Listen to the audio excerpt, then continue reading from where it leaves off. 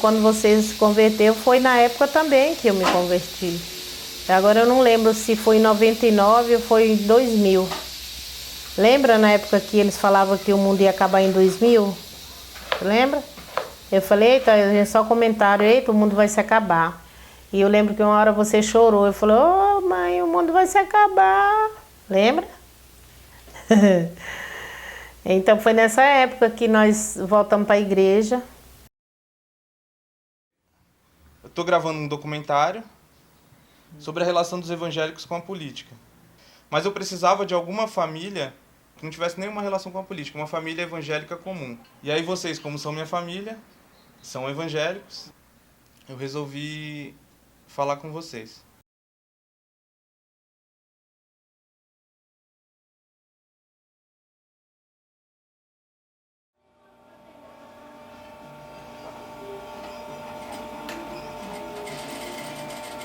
Eu não sei muito explicar, mas eu entendo que ser evangélico é a pessoa aceitar Jesus, né?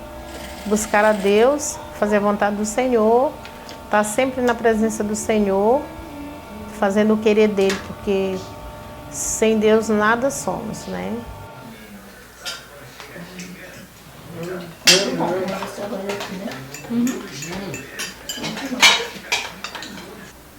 A gente viver também. Viver a diferença, porque tem pessoas que acham, eu sou evangélico. Ele fala do amor de Deus, né, de toda a bondade de Deus, das misericórdias, mas realmente não vive. Falar de coisas boas para as outras pessoas, levar o bem para as pessoas. Então isso para mim é ser evangélico.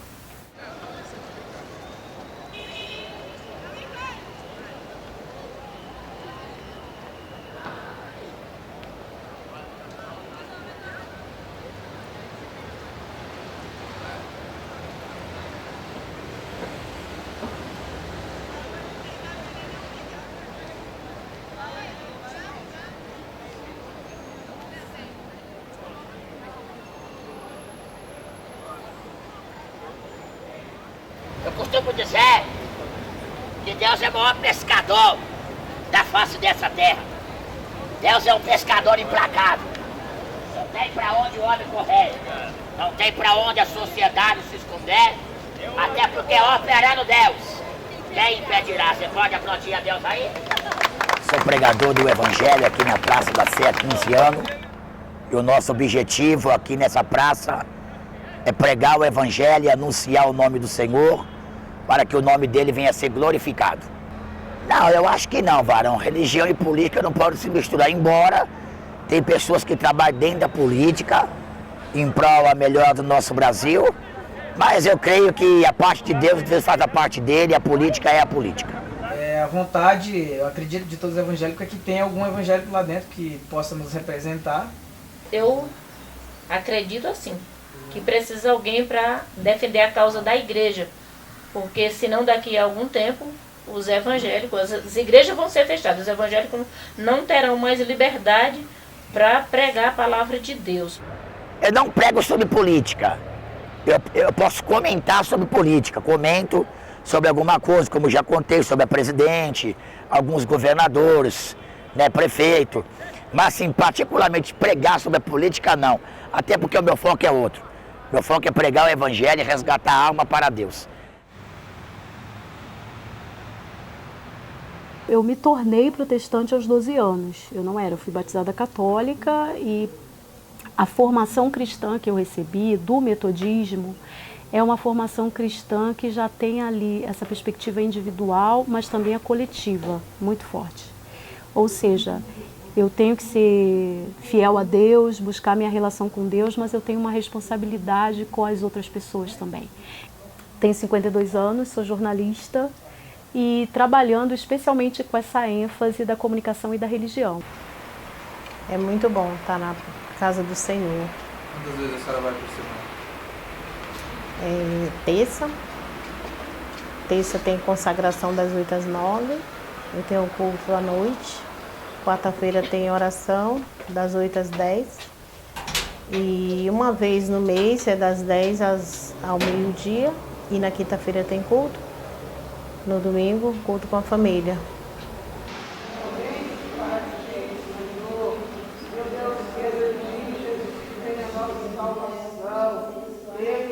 misericórdia de nós esta manhã, acenda a chama em nossos corações, coloca azeite nas nossas lamparinas, Senhor.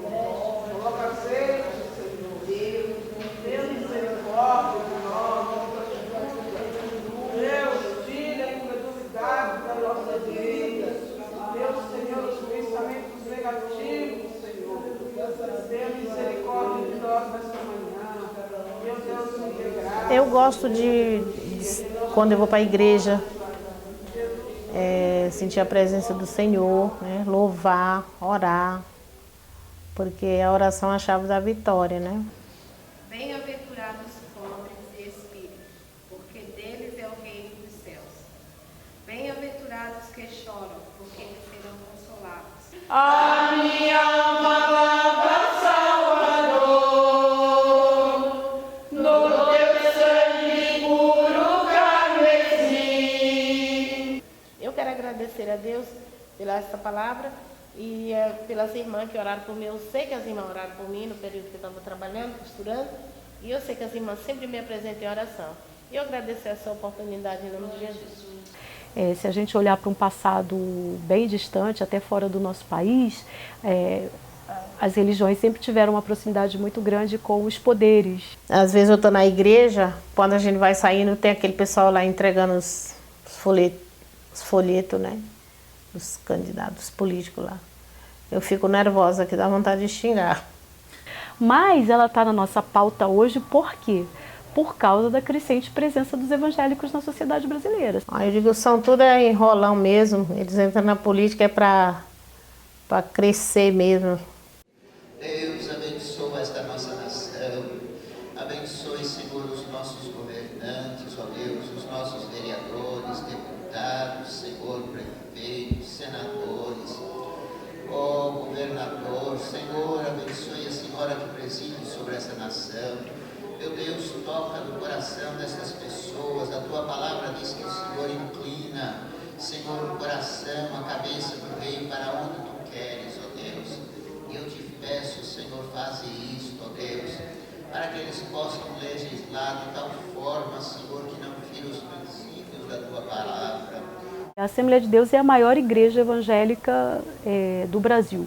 Ela desfaz o seu discurso de que cristão não se mete em política, porque isso era um discurso da Igreja Assembleia de Deus por muito tempo, e ela entra nesse universo da política com muita força.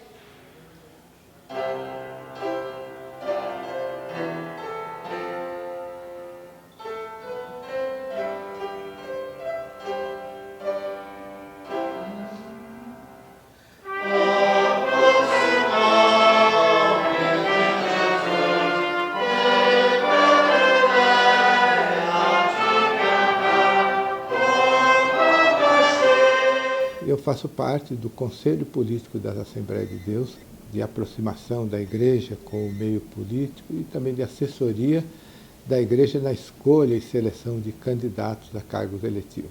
Hoje nós temos 28 deputados federais na Câmara Federal. Faltávamos ainda uma ferramenta através da qual a gente pudesse trabalhar melhor e direcionar melhor a atuação desses deputados. E essa ferramenta é exatamente o partido político, que é a ferramenta apropriada para se fazer política. Vai ser o primeiro partido, vamos chamar assim, genuinamente pertencente a uma igreja, porque ele vai ser fundado como partido de uma igreja. Dos nomes surgidos, ficou escolhido, eleito pelos que ali estavam, o Partido Republicano Cristão. Meu Pai, aqui estão as causas dos teus filhos, essa pessoa que nos ouve pela internet, que o Senhor possa, meu Pai, ir ao encontro desta pessoa e libertá-la. Se eu dissesse que é unanimidade, certamente estaria faltando com a verdade. Não é unanimidade, mas a grande maioria, a maioria esmagadora, defende e sente a necessidade do partido. A Assembleia de Deus, né, que é muito grande, está criando um partido. Você não anda vendo as pessoas conversando a respeito disso, debatendo a respeito disso. A grande maioria, o senhor diz os membros da igreja, os fiéis, os pastores regionais? Eu digo, quando eu falo a grande maioria, eu estou falando a nível de liderança da igreja. Tá. Porque quando a gente desce a membresia da igreja, uma boa parte não acompanha politicamente a vida do país e talvez não saberiam opinar. E já que esse partido foi criado dentro da própria Assembleia, por que eles não comunicam os setores, subcongregação, para todo mundo ficar ciente desse partido, né? Eu acho que tinha que ser comunicado. O que nós sentimos é que existe uma necessidade no país de um partido que siga a linha do conservadorismo.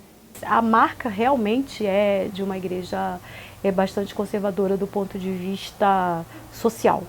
O conservadorismo é algo que praticamente não existe no país.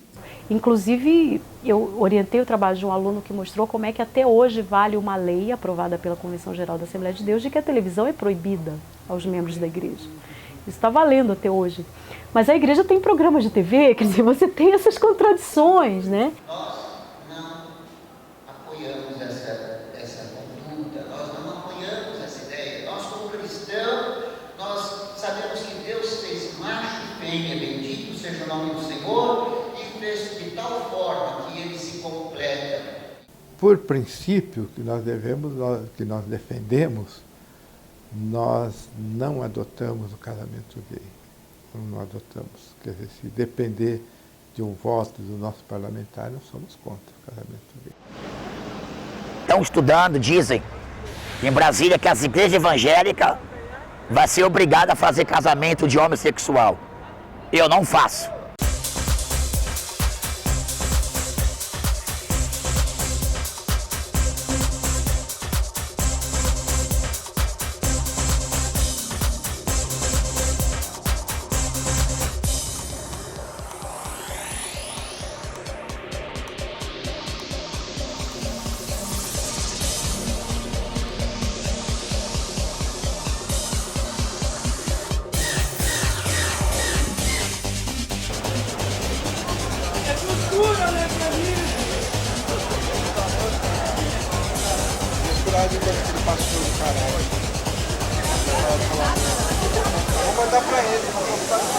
Bom, eu sou José Barbosa Júnior, sou teólogo, sou de uma igreja batista. Na verdade, esse evento ele surgiu de uma ideia que a gente viu na internet, que já aconteceu nos Estados Unidos, né, de alguns cristãos que foram à parada gay em Chicago, se eu não me engano, para pedir perdão a eles pelo que a igreja tinha feito. A gente acredita que há um ciclo que é retroalimentar. E a gente entende que começou na igreja. Ou seja, a igreja foi preconceituosa com a comunidade LGBT, e aí eles rebatem esse preconceito, e aí fica nessa agressão mútua. Quem mais quebra? Nem todo cristão é homofóbico.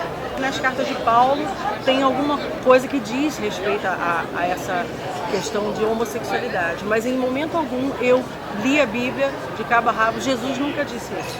Eu creio que se fosse algo tão vital, Jesus teria dito. Quando o que ele disse é que o mais importante é que se amasse ao próximo.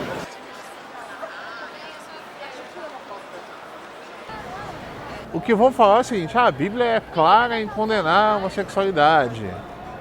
O texto é claro, mas o texto também é claro em condenar que uma mulher que esteja menstruada não vá na igreja. Só que essas coisas ninguém pratica, essas coisas a gente diz, isso já caiu. 1, 2, 3 e vai!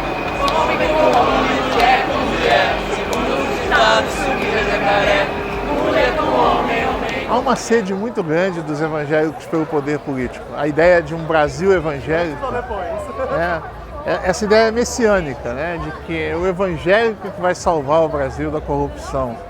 Só que o que a gente vê é exatamente o contrário. Os evangélicos que estão lá são corruptos, os evangélicos que estão lá propõem leis absurdas, eles fazem leis para eles.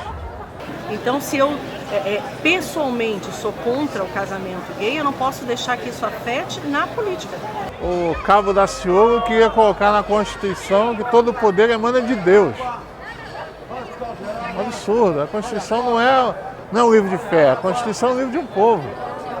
Jesus Cristo é contra, a Bíblia é contra, Deus é contra a prática da homossexualidade e não contra o homossexual. Isso não é homofobia. se Deus tivesse deixado só homem, sim, homem poderia casar com homem. Mas quando ele tirou da costela de Adão, uma costela de Adão, e formou Eva, é porque é para a mulher estar do lado do homem. E não mulher com mulher e homem com homem. Eu entendo assim. Eu não posso aceitar que alguém generalize isso. O evangélico não gosta. Claro que sim. E o evangélico ele é diferente da pessoa que não é evangélica. Porque se tem um grupo de amigos ali que gosta de beber, gosta de balada, e se passar um homossexual fazendo algum tipo de brincadeira ali, eles podem debochar e falar alguma coisa. E eu ter que falar para eles que eles têm que respeitar aquele homossexual que está passando ali, porque ele é um ser humano como qualquer um de nós.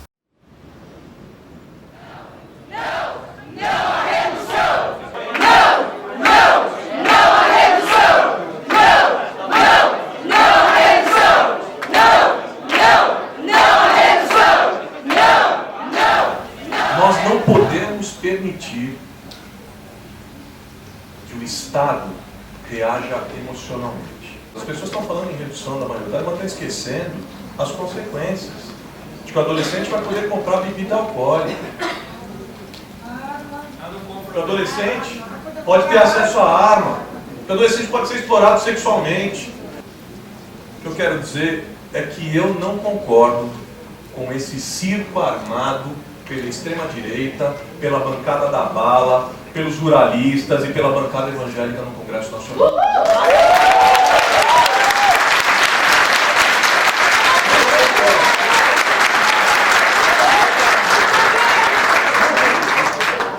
E o meu posicionamento é o posicionamento de alguém que é evangélico. Eu sou protestante. Professo a fé protestante, mas todas as vezes que o caminho público escolhido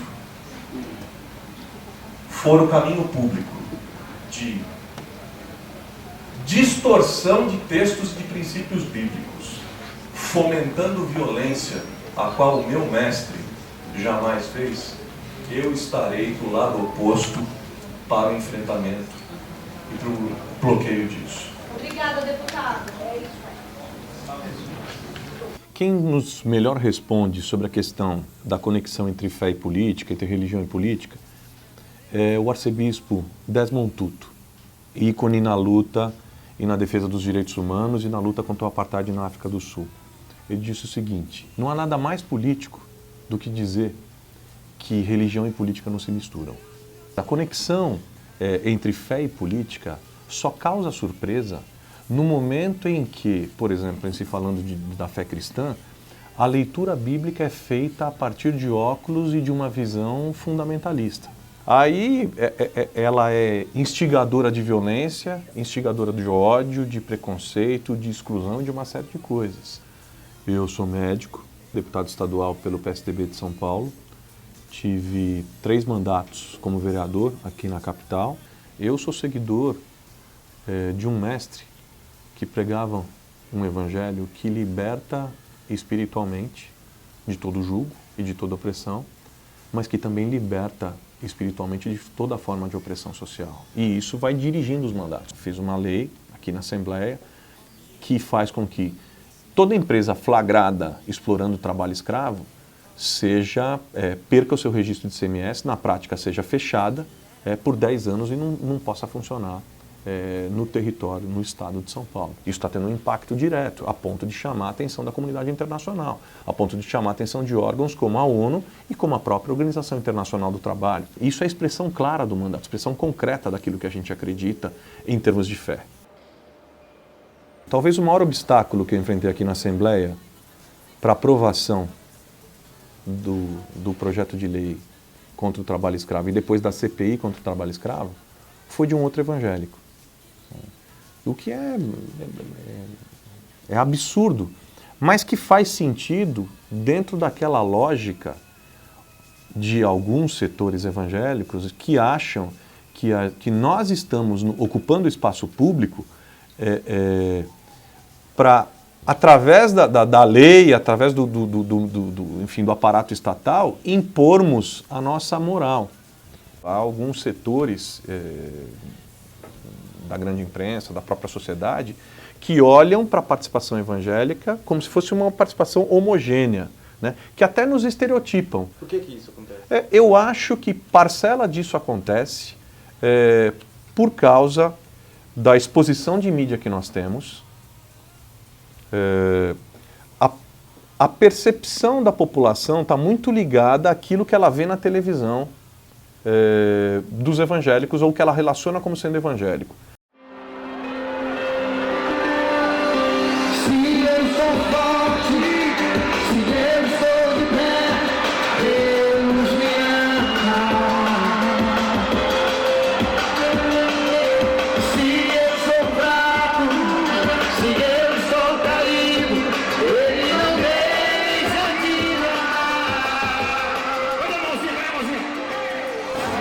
Sou evangélico porque no ano de 2007 eu tive 8 doenças e Jesus Cristo me curou.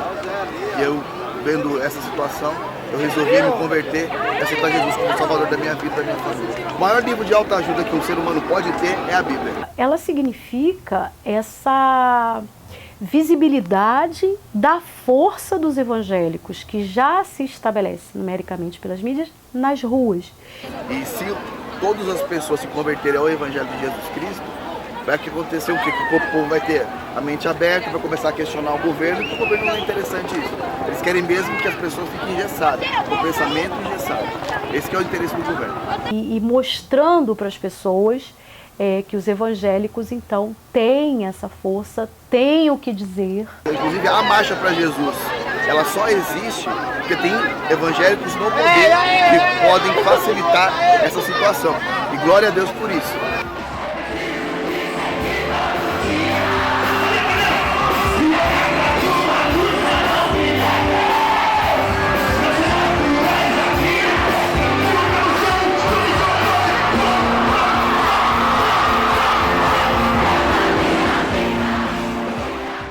E ela ganha, nos últimos anos, um caráter mais político. Isso vem das eleições de 2010 para cá, que as eleições de 2010 são um marco, porque temas da moralidade cristã aparecem com mais força a partir de 2010, que é a questão da homossexualidade e do aborto. Olha, todos nós sabemos que o Michel Temer, que é o vice-presidente que assumiria numa eventual impeachment da Dilma Rousseff, ele é satanista, né? Todos nós sabemos que a Dilma Rousseff, ela não é cristã, todo mundo sabe disso.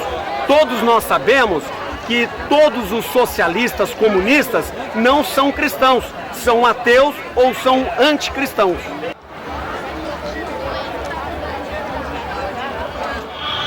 Intervenção militar e cristianismo estão juntos, porque os militares, a filosofia deles é proteger a família. Então, acima de tudo, Deus, a pátria, a família. A intervenção militar, ela vai garantir o quê? Ela vai garantir o não ao comunismo, o não ao bolivarianismo, o não ao cubanismo, que iria cercear os direitos a livre manifestação religiosa. O brasileiro, o povo brasileiro é um povo cristão, 90% cristão.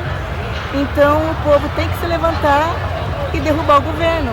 Eu sou da congregação cristã, mas nós temos aqui católicos, temos pessoas de todas as religiões aqui cristãs. Existiu um homem chamado Moisés, que Deus falou para ele assim: Moisés, vai para lá e tira o meu povo das mãos de Faraó. E hoje nós estamos na mão de Faraó, não precisa nem falar quem é, que está nos afrontando. De que forma? Aumenta isso, aumenta aquilo, trem não tem, ônibus não tem nada. Eu represento Jesus. Não coloca na boca. Ela não. Eu represento Jesus, eu creio que vocês também. Amém? Esse movimento eu represento Jesus, eu sou o Ricardo Saeg, tem candidato a presidente da OAB. Então nós vamos levantar um povo que queira realmente pregar a palavra de Deus. Porque 30% dos nossos deputados evangélicos não apresentaram um projeto no evangelho. Cadê um deputado hoje aqui nos representando? Para mostrar para o Congresso que nós temos a força. Teria que ter, né? Nós temos Magno Malta, que é nosso senador evangélico. Nós temos a Dona Maria da Silva, que veio candidata a presidente, 19 milhões de votos. Cadê eles aqui? Para nos representar. Então vamos nós acordar, vamos despertar nossos jovens. Chega de ver nossos jovens na droga, no alcoolismo. Chega dessa patifaria de Rede Globo e fazer a gente engolir o que eles querem. Ah, irmão, eu não dou o dízimo porque eu vou sustentar pastor. Não, o dízimo é para tirar o morador de rua da rua. É para levantar, não é da comida não, mas da capacidade para ele. Ele não quer só comida, não vende comida. Ele precisa vestir, ele precisa trabalhar. Em Minas Gerais, 2 moradores de rua passaram em primeiro lugar no concurso público. Primeiro lugar no concurso público. Por quê? Sem ajuda de ninguém. Cadê as associações? Seu Paulinho da Força tem 120 homens na mão dele. Fundo de apoio ao trabalhador. Qual de vocês recebeu um dia um convite para fazer um curso desempregado? Ninguém. Ninguém. Bandidagem está mandando e desmandando no nosso país. Seu Alckmin fez um apoio com o Pateta. O acordo com o Pateta. Ele sai agora em 2016. Vem? Deus abençoe. Abençoe, irmão.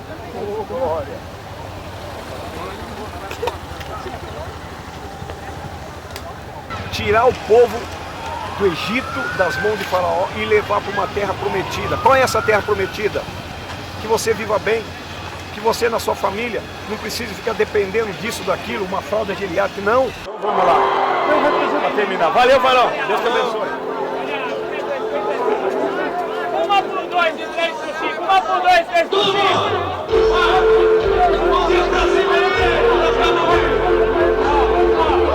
Água, 1 é 2, 3 é 5. 3 é 5, compra água para namorada aí, ó. Uma fé que não se manifesta na vida social, que não se manifesta no desejo claro de transformação, no engajamento pela transformação social, é uma fé incompleta. Eu diria, minimamente, eu diria que ou é míope ou é morta.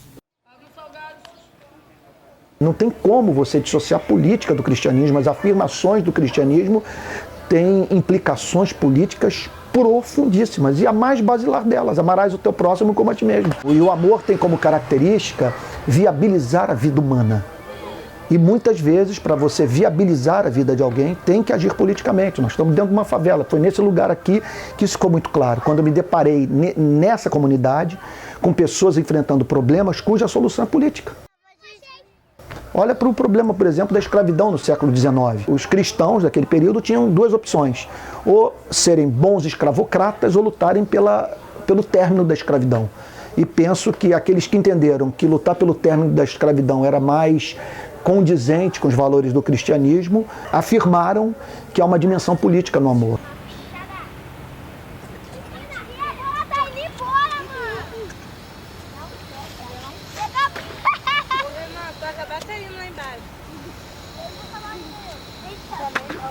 Meu nome é Antônio Carlos Costa, eu sou fundador da ONG Rede Paz, que é filiado ao Departamento de Informação Pública da ONU.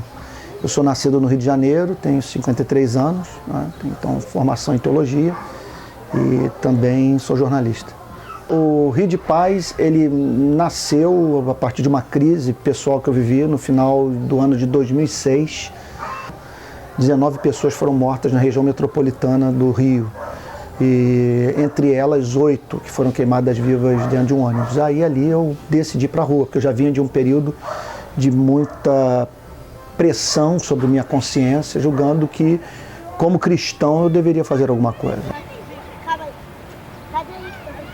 Aí decidi fazer manifestação de rua, deliberadamente midiática, com o objetivo de ganhar a cobertura dos meios de comunicação e assim alcançar milhões de pessoas e exercer uma pressão efetiva sobre o poder público. Tivemos a felicidade, portanto, no ano de 2007, no mês de março, fazer uma manifestação na praia de Copacabana que entrou para a história. Foi aquela manifestação das cruzes pintadas de preto, que foram fixadas nas areias da praia, em frente ao Copacabana Palace, cada cruz representando uma pessoa morta naquele período do ano, né? Quando o dia amanheceu, eram os meios de comunicação do Brasil, praticamente todos ali representados, as agências internacionais de notícia, e aquela manifestação, então, né, se tornou mundialmente conhecida, e a partir dali os meios de comunicação não cessaram de cobrir tudo o que nós fazemos, isso até hoje.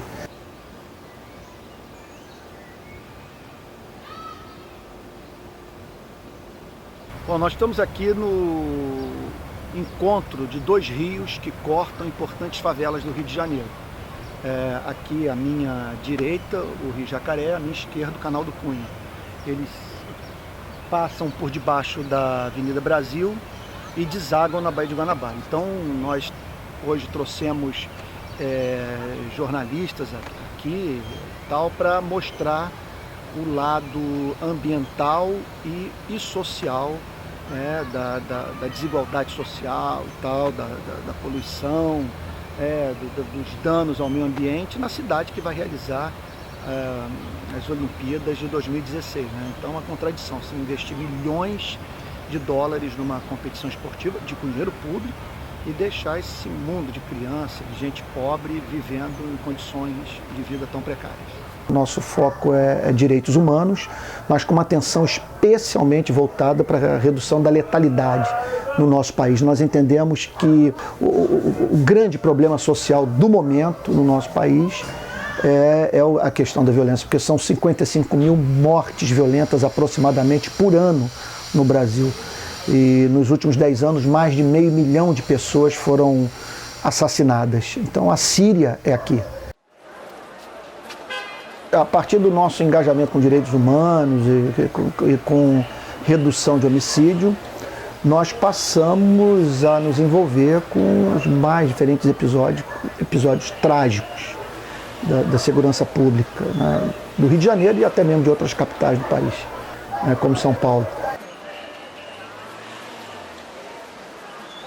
Quem acompanha o nosso trabalho de perto sabe que nós temos como característica a independência, não ter lado, é o único movimento de direitos humanos que, ao mesmo tempo que faz um protesto contra a morte do pedreiro Amarildo, ou a morte da juíza Patrícia Scioli, a morte de um garoto pobre como o Juan, caso também muito conhecido aqui no Rio de Janeiro, sabe? Quando o policial morre, vai para a rua.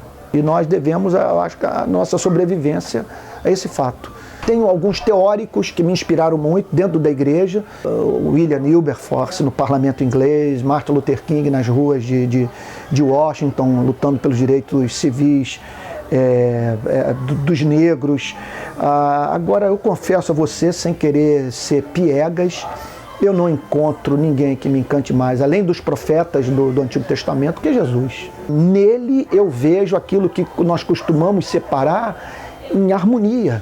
A militância mais aguerrida, mais apaixonada, associada à candura, à compaixão, à misericórdia. É um Cristo que chora e, ao mesmo tempo, um Cristo que pega um azorrague, entra no templo e expulsa aqueles que estavam vendendo religião. O que é, para o senhor, a bancada evangélica no Congresso Nacional e o que ela não é? Uma tristeza, uma vergonha, um opróbrio para nós protestantes. O que eu percebo é que há uma organização no sentido de mostrar contra o que aqueles deputados são contra. Então é uma bancada que confunde a sua interpretação da Bíblia com a Bíblia. A Bíblia é um livro que não tem meia dúzia de versículos falando sobre a homossexualidade. Mas a Bíblia é o mesmo livro que tem mais de 2.500 versículos falando sobre garantia de direito do órfão, da viúva, do pobre. A bancada evangélica também não é uma coisa homogênea, ela não é um fenômeno homogêneo. Você tem ali uma diversidade muito grande, até porque existem representantes de igreja que falam por suas igrejas, mas a gente tem um outro grupo ali que são pessoas por si, que estão ali por si próprias, por elas, são projetos pessoais e que vêm a ser evangélicas e colocam nas suas campanhas o fato de ser evangélicos para conquistarem público evangélico.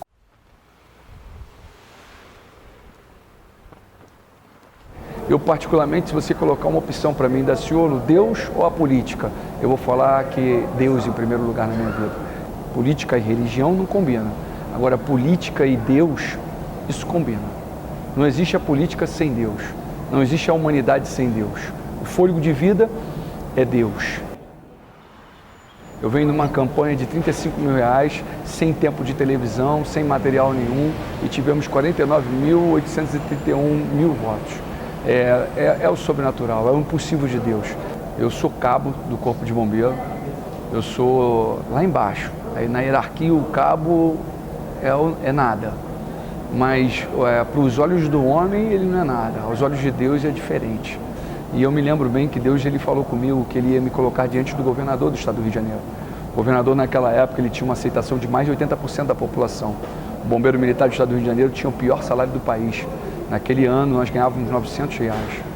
Passaram-se 2 anos de muita perseguição, de muitas prisões, fui expulso, fui preso e em determinado momento o governador manda me chamar. E eu só queria 5 minutos com ele. E a mensagem estava no livro de Daniel. No livro de Daniel, capítulo número 4, onde fala de um rei chamado Nabucodonosor, que em determinado momento achou que ele era o próprio Deus. E foi isso que foi dito para o governador. O governador, tu só está nessa cadeira porque Deus o colocou nessa cadeira. As atitudes do Senhor estão desagradando a Deus. Naquele dia eu entreguei uma Bíblia para ele, vermelha, grande, e escrevi naquela Bíblia que Jesus é o caminho, a verdade e a vida, e só através dele ele ia ter vitória. Falei para ele, governador, leia esse livro. Leia esse livro, Caminho é Jesus. Faça o bem ao próximo, trate as pessoas da maneira que o senhor gostaria de ser tratado. Pronto, foi dada a mensagem. E depois veio a projeção.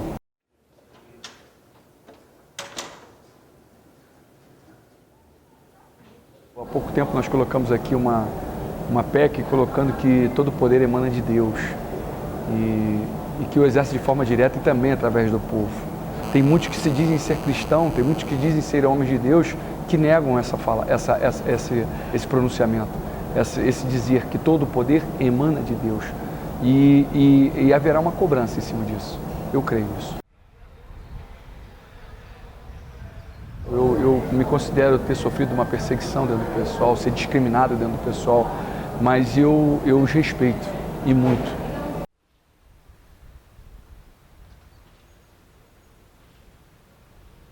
Minha mãe era umbandista, era mãe de santo e fomos criadas, eu fui criada ali, vim de uma família pobre. Depois minha mãe faleceu e eu comecei a fazer uma nova caminhada. Eu fui para a igreja evangélica, porque eu me sentia um vazio interior e esse vazio interior que eu tinha, ele foi preenchido lá na igreja evangélica. Eu considero que foi a melhor coisa que fiz na minha vida. Quem são suas inspirações na militância política? Minha figura é Luiz Inácio Lula da Silva. Por quê? Nós trabalhando lá na comunidade, eu jovem ainda, vieram me convidar, eu disse, olha, tem um pessoal lá em São Paulo discutindo a criação de um partido.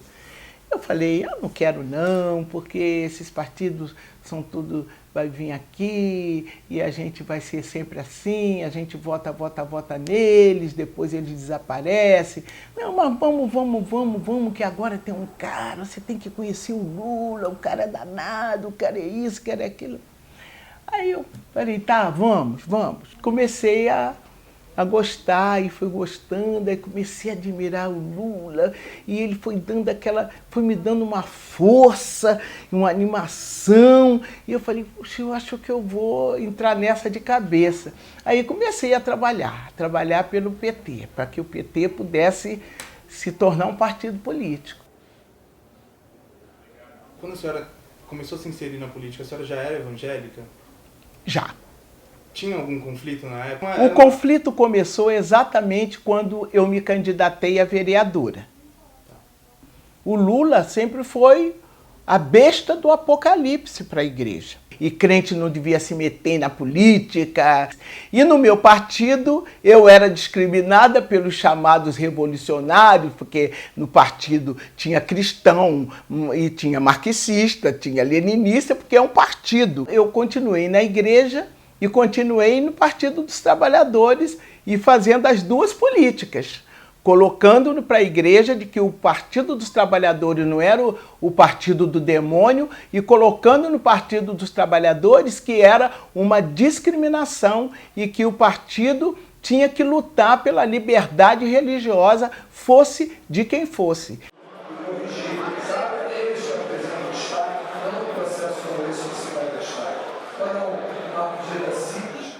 Aí eu te confesso que foi tão difícil naquela Câmara, o primeiro discurso, as pernas batiam palmas, sabe, tremendo, aquela primeira vez enfrentando uma tribuna, né? E eu falava na igreja, né? Na igreja, cantava e falava e dirigia, e tinha lá o grupo, mas ali eu estava assim, mas aí fiz o meu primeiro discurso, aí fui fazendo o segundo, fui fazendo o terceiro, e nunca discriminei ninguém. No meu gabinete sempre coloquei uma pessoa de cada, e todo mundo também ficava enlouquecido comigo. Como que uma evangélica botava para trabalhar no seu gabinete católico, ou que era um homossexual, ou que era uma lésbica, botava negro, botava branco, sabe por quê?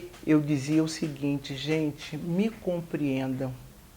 Antes de ser evangélica, onde eu estava, o que eu fazia, quem eu era. E outra coisa que eu quero dizer para vocês: eu sou a primeira mulher negra favelada que chegou nesse espaço. Se eu não fizer agora, qual é o exemplo, qual é a referência que essas pessoas vão ter? A senhora estava lá na Constituinte de 88, na primeira formação do que se conheceu ali como bancada evangélica. Que paralelo que a senhora consegue fazer entre aquela bancada evangélica e a de hoje? A bancada cresceu, a bancada evangélica. Para os mais antigos, que agora tem poucos nessa casa, tem um nível de compreensão maior e de uma tolerância maior e de convivência melhor nas diferenças. Mas para os mais novos, tem uma radicalidade muito grande. Tem pessoas maravilhosas, tem pessoas que praticam um bem dentro dela, como acredito também ter falsos profetas. Os falsos profetas estão aí. Agora, com a questão dos homossexuais estarem buscando os seus direitos, estão dizendo que agora a igreja vai ser obrigada a fazer casamento de pessoas do mesmo sexo, quer dizer, e aí atribui ao Partido dos Trabalhadores, que é o Partido dos Trabalhadores, que sempre foi assim. Eu acredito que o Jean Willis, ele pode aceitar Jesus Cristo e virar um heterossexual, que ele possa se casar, ter filhos. Eu creio nisso. Eu quero poder evangelizá-lo, eu quero poder falar de Jesus para ele, do amor de Deus para ele e para todos os demais que ainda não acreditam em Jesus Cristo. Eles têm direito, né, a reivindicar, a buscar. Eu não apoio nem casamento de pessoas do mesmo sexo, nem aborto e nem na liberação de drogas, a não ser numa questão científica, de um tratamento, mas essas três questões, nós, evangélicos do PT, estamos liberados. A lei tem vigor.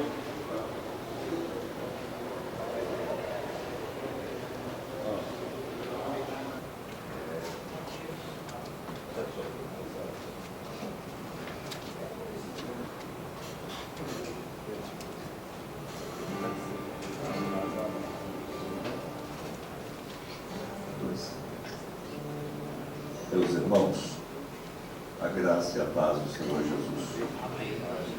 Muito bom estar aqui novamente. Devagarinho os irmãos vão chegando, enfim, nós vamos nos congregando para esse momento de adoração ao Senhor. Pai querido, te adoramos, Senhor, porque a tua palavra é poderosa, é maravilhosa, e ela nos estimula cada vez mais, ó Deus, a te servir. Ela nos estimula, Senhor, cada vez mais a adorar a Ti, Senhor, a Te cultuar. A atividade política não permite que eu, enquanto deputado e pastor, esteja congregando rotineiramente na igreja. Então nós entendemos que era preciso ter um espaço aqui na casa que nós orássemos, que nós cantássemos e que isso servisse de fortalecimento espiritual para todos nós. Santo Espírito, és bem-vindo aqui, vem inundar, encher esse lugar, é o desejo do meu coração, sermos inundados. A Frente Parlamentar Evangélica se constituiu em uma das frentes mais ouvidas e respeitadas no Congresso Nacional. Sobre vocês está a primazia e também a responsabilidade de conduzir o nosso país aos braços do amado Deus, do nosso Senhor. Eu poderia citar a defesa da família natural. Uma bandeira nossa, que nós não abrimos mão. Quando Deus vai preparar companheiro para Adão, para completar a família, ele tira quantas costelas de Adão? Quem lembra? 1, 2, 3? 1. Por quê? Porque Deus também, ao implantar a família, ele é o autor da monogamia. Quando Adão acorda dessa cirurgia, ele vê do seu lado, ele não vê um rosto barbudo, ele vê um rosto liso, um rosto lindo, um rosto de uma mulher. E a defesa da família natural compreende, portanto, o conceito de família, o conceito de casamento. Hoje, na Comissão de Direitos Humanos, tem uma audiência pública interessantíssima, proposta pelo Marco Feliciano. Audiência pública para ouvir ex-homossexuais, ex-gay, ex-travesti, ex. Porque isso incomoda os ativistas homossexuais, porque eles apregoam no mundo todo, sustentam a tese de que a homossexualidade é genética. Nasce assim, morre assim. O hétero não é genético. Agora o homo é. Ok? E aí está vindo hoje na Câmara, coloca na cara, sem agredir ninguém, para dar um testemunho para a sua alma, sabe? Então a audiência pública interessantíssima, porque ela traz fatos que desconstrói a tese. Eu não votei no... Como é o nome daquele rapaz lá, que é... O coisa lá, que é político lá, o deputado. Ele é deputado ou é senador? O Feliciano. Eu acho que ele é um cara muito correto no que ele faz. E ele é evangélico, eu não votei. Porque eu não simpatizei de votar. Eu simplesmente não simpatizei.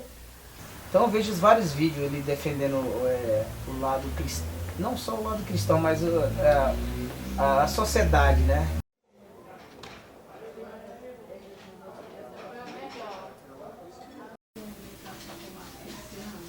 Ah não, olha a cara de pau. Você viu o artigo disso aí, Praga Batismo Crítico? Feliciano pode ser preso por crime de preconceito contra a religião. Ah tá. Só vale preconceito contra a religião cristã, só vale falar mal do cristão. Não tem que falar mal de ninguém, mas esse povo é...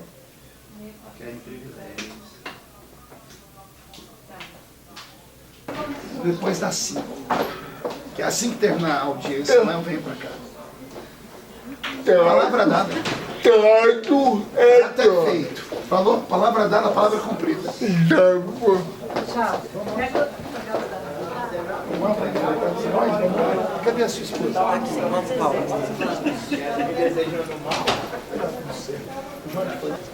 Nada. Um abraço. Tropa de elite.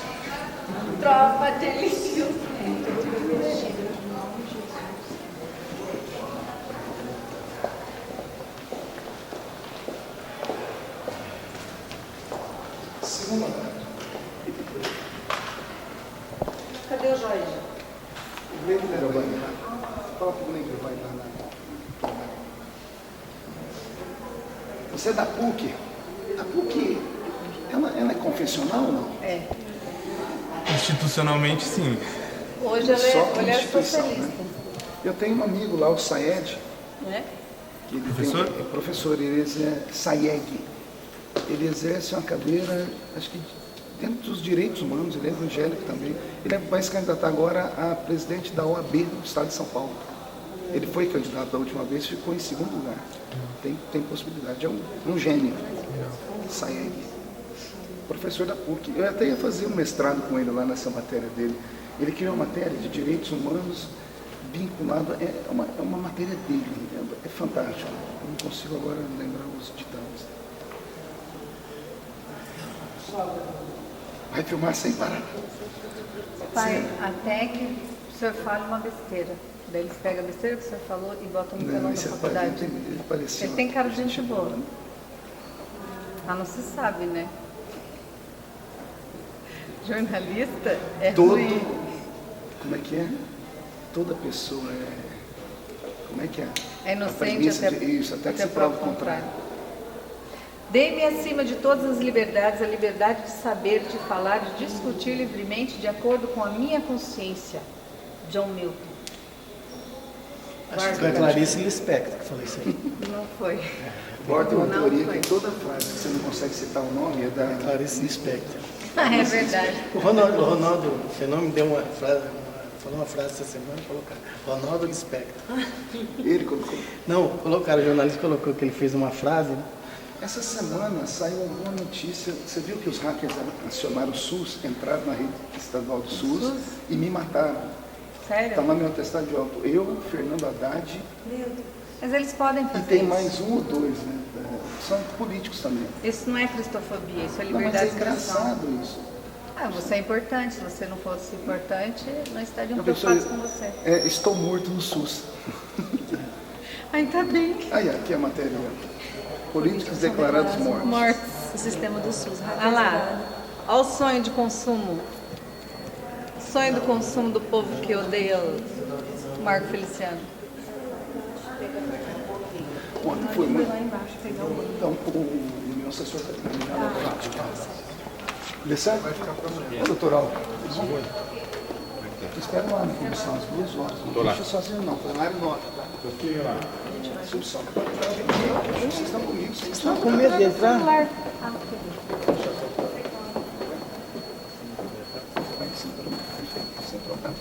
Se não entrar, senão não cabe. Entra, dá um passinho à frente Tem do que baú. fazer amizade com o Sérgio Rafuxi. Eu vi o vídeo? Eu vi a fala dele. Você viu o que eu postei ontem? Mandei para você, da doutora Beatriz Kisses. Não vi. O meu você não postou, então não. Mandei para você 2 vezes. Ah, nem vi. Ela é promotora aqui do Distrito Federal e ela gravou uma matéria Então. sobre ideologia de gênero. Ah, tá, aquele eu vi. Tudo bem, excelência? Beleza? Estamos aqui, viu? Sobrevivendo, né? Sabe que o meu vídeo que eu pus no meu deu 400 mil visualizações? O meu vídeo de uma entrevista que eu dei lá no Paraná, uma coletiva de imprensa sobre ideologia de gênero. Descendo, você cabe aqui. Olá. Cabo da Ciona, nosso irmão. Na paz. Se você tivesse Esse aqui é o pessoal compartilhado, lá da nossa... Pô, que legal. Que tinha dado 2 milhões. 3 milhões se você tivesse compartilhado. Você já almoçou? Não, tô num processo espiritual aqui, fazendo um jejumzinho, né, no Senhor, né? Almoçando jejuada. Aqui é importante, isso aqui é uma batalha espiritual, isso aqui é... Você vai lá para a comissão? Vou lá, vou dar uma passada lá. Tô indo, chegando. Tem outros deputados loucos aqui também. Tô indo lá, tá? Valeu, querido. Estamos indo para lá já.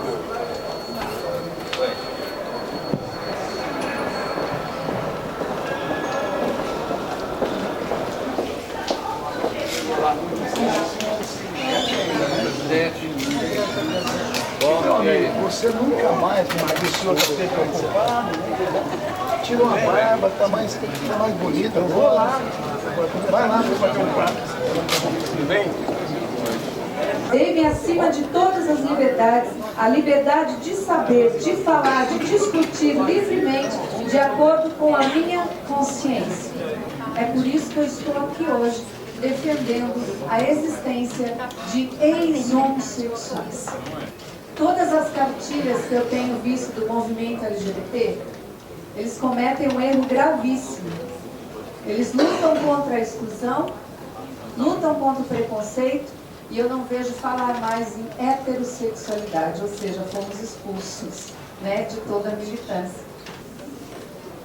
Eu tinha 13, ia fazer 13 anos de idade. Um homem pulou o muro do meu quintal, pulou a janela da minha sala, me estuprou na sala, me deixou totalmente violentado, machucado naquele lugar. Esse homem me viciou à prática homossexual. Destruiu a minha vida. Eu não nasci homossexual. Eu consegui vencer tudo isso. Deixei a prática homossexual com a ajuda da minha força de vontade e pela fé, pedindo a Deus para que me tirasse dessa situação. Consegui vencer esse mal. E hoje, continuo sofrendo, porque agora eu luto, porque sou um ex-homossexual. Porque... Nós temos autoridades no Brasil, irmãos, pessoas que estão escrevendo as políticas públicas dessa nação, pessoas que estão decidindo o futuro de nossas crianças, que dizem coisas como essa: uma educação diferenciada poderá fazer desabrochar em todo menino o seu lado feminino e em toda menina o seu lado masculino. São conceitos como esse que está permeando a educação brasileira. E a igreja evangélica está deixando essas coisas acontecer. Vamos sair do conforto das nossas quatro paredes e vamos começar a reagir, porque estão detonando as nossas crianças. Eu não conhecia a doutora, pastora Damares Alves, até ter acesso ao vídeo que foi divulgado na internet com a palestra que ela fez numa igreja presbiteriana. Eu sou apaixonada pelo parlamento. O poder legislativo, ele é extremamente empolgante. Ele é dinâmico, ele é incrível. Foi aí que eu fui pesquisar e entender que ela é a assessora do deputado Magno Malta e é uma assessora jurídica da bancada evangélica. A partir daí, ela é uma advogada. Treino assessores, dou aula de regimento interno para parlamentar novo. Esse é meu trabalho. A maioria deles está ligada a mim pela fé. Eles me respeitam como pastora. Eu oro com os meus deputados. Eu leio a Bíblia com os meus deputados. Eu vou na casa deles orar quando eles estão tristes. Eu sou professora desde os 14 anos de idade. E desde sempre o meu trabalho é voltado à infância. Aí eu venho para o Congresso Nacional exatamente por isso, para ajudar a construir boas legislações e ajudar a acompanhar as políticas públicas no Brasil de defesa da infância.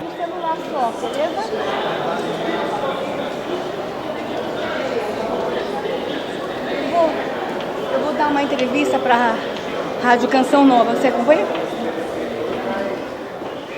A grande questão que se coloca é a figura, o caráter de celebridade que ela adquiriu depois da divulgação desse vídeo na internet, que a atirou da condição de assessora para uma pessoa que pauta. Olá, Ronaldo. Boa tarde, povo querido dessa rádio amada, essa rádio que faz história. Mas eu também estava com saudade de entrar ao vivo no seu programa. Esse programa que tem feito tem um efeito especial na defesa da família aqui em Brasília e em todo o país. Aí eu encontro outros problemas como a família, a droga, o aborto, a eutanásia. Aí eu acabo me envolvendo com todos os outros temas. Tu lembra, Ronaldo, que em 2008 nós retiramos uma cartilha das salas de aula em Brasília que trazia 2 lésbicas e uma, inclusive, com a língua para fora, e dizia-se que o objeto de prazer da lésbica era a língua, que era bom a lésbica colocar a camisinha na língua. Isso estava com crianças de 10 anos nas escolas do Brasil. Que fale de educação sexual, mas com o cuidado, o zelo, como fizeram quando eu era criança. Vou mostrar para vocês o que está acontecendo nas escolas, irmão. Pode mostrar os próximos slides. Irmãos, aqui no Brasil, na cidade de São Paulo, eu não vou dizer o nome da prefeita. Juro para vocês, eu não posso falar o nome dela, nem que ela é do PT, e também não posso falar que ela é ex-esposa do Suplicy. E nem posso falar que ela é ministra da Cultura. Essa mulher, quando era prefeita da cidade de São Paulo, irmãos, ela gastou 2 milhões de reais com aquele grupo, o grupo GTPOS, para ensinar sobre ereção e masturbação em bebês nas escolas. Eu já tinha prometido que eu nunca mais falaria sobre pedofilia na igreja, sobre infanticídio, sobre aborto, sobre droga, sobre erotização de criança. Por quê? Eu falava e nada acontecia. Qual foi a última vez que você leu e você conferiu o livro didático que seu filho está lendo e estudando na escola? Tanto é que o vídeo se espalhou como pólvora e as pessoas se reuniam em igrejas para assistir. Ele já foi visto mais de 8 milhões de vezes. Dentro dessa linha do terror de que a família está acabando, né? O vídeo não é usado só na igreja evangélica. Eu recebo e-mails de padres, seminaristas, espíritas, segmentos como médicos. Os médicos estão assistindo. Se você combater isso, sim, está dentro da lógica, são princípios religiosos. A grande questão é a forma. Como é que a senhora lida com as críticas a ele? Porque tem uma professora... Magali Cunha. Quando o vídeo estoura, o PT entende que era um discurso contra Dilma, contra a PT. Não era. Eles começaram a dizer o seguinte: agora a bancada fundamentalista encontrou uma mulher carismática. Tiveram uma brilhante ideia de desqualificar o meu discurso. E aí eles encontram na Magali Cunha essa receptividade. Então eu fui atrás de documento por documento e o que eu fiz foi comparar esse discurso em que ela apresentava esses materiais com o que os materiais realmente representavam. E aí você tem nitidamente uma variação muito grande entre aquilo que se diz que o documento é e aquilo que o documento se apresenta como sendo. Aí as pessoas começam a me assistir mais por causa da crítica dela.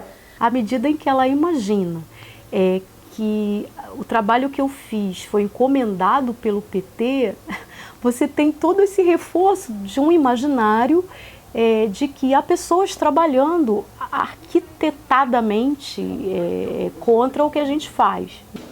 Eu ajudo mais de 500 pessoas que desejam deixar a homossexualidade, que sofrem nos 4 cantos desta nação, que me ligam de madrugada, 2, 3 horas da manhã, pedindo socorro, pedindo a morte, porque querem ajuda, mas a nossa nação não promove essa ajuda.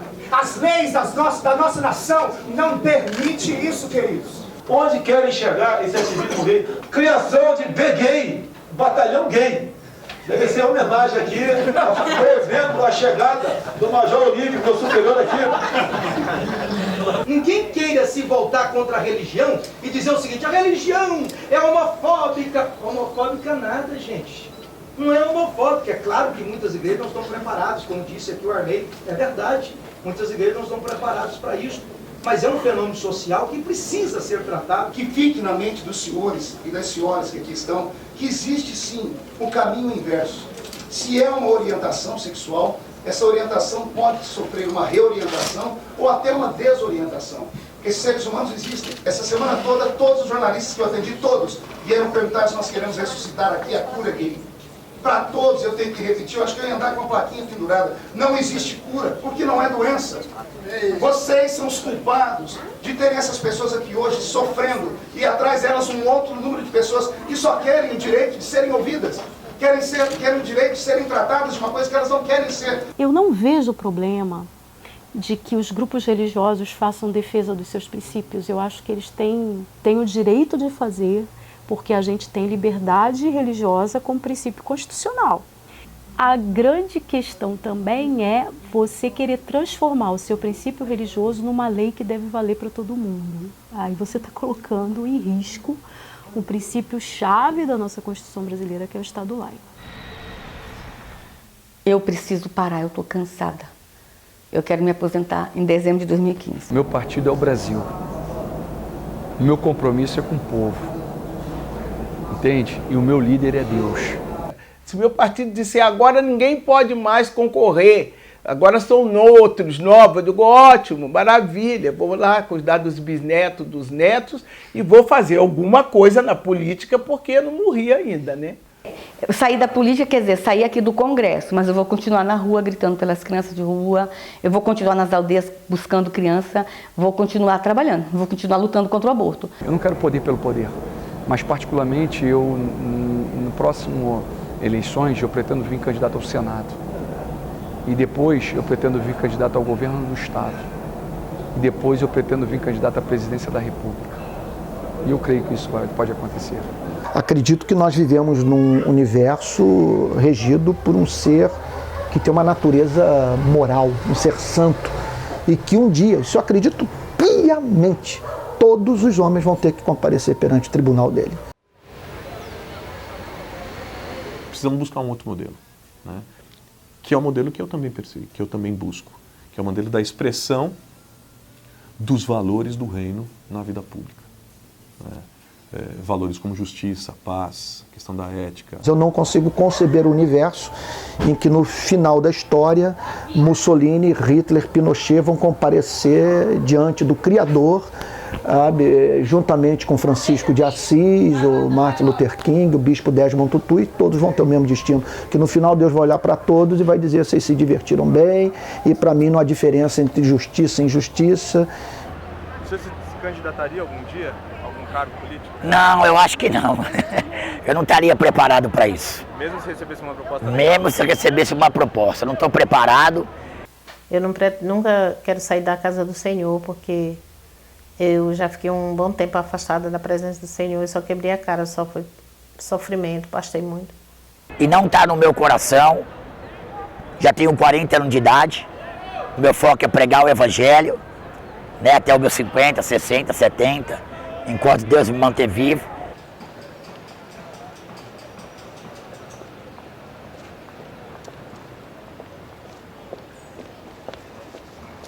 O que ainda tem aí para perguntar? E dá para me ver? Deixa eu ver.